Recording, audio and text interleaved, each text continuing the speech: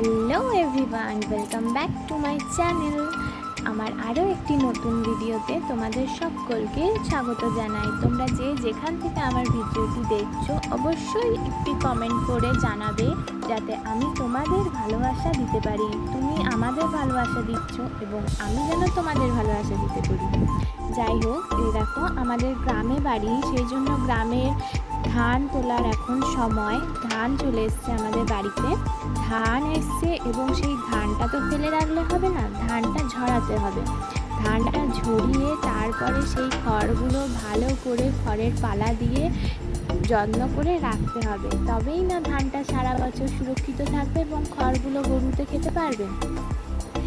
গ্রামের মানুষদের কাজের শেষ নেই, কিন্তু সেই কাজ, সেই পরিশ্রমের যখন ফলটা পাওয়া যায়, সেই ফলটা কিন্তু খুব মিষ্টি। তাই বলছি, গ্রামে যারা যারা থাকো আর যারা শহরে থাকো, তোমরা জানো শহরে থাকার কতটা জ্বালা আর গ্রামে থাকার কতটা মজা।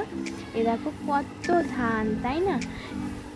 অনেক অনেক অনেক ধান, আমাদের সারা বছর পরিশ্রম করলে তবেই তো বছরের খাবারের জোগান। সেই জন্য পরিশ্রম করার ফলটা অনেক মিষ্টি। আজকের ভিডিওটা এই পর্যন্তই। আমার ভিডিওটা যদি ভালো লাগে অবশ্যই সাবস্ক্রাইব করে আমার ছোট্ট চ্যানেলের পাশে থাকবে। টাটা।